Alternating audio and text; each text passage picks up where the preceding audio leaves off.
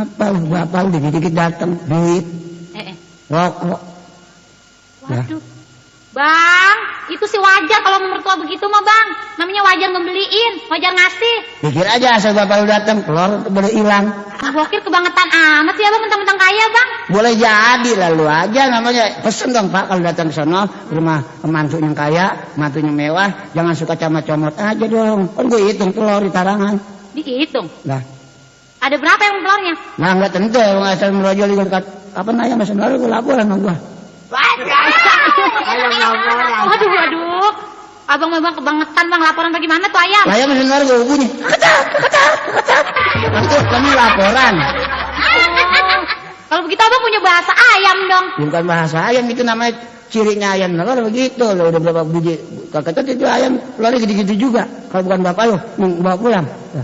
Apaan telur mah? Ayam nggak ketahuan telur apa enggaknya?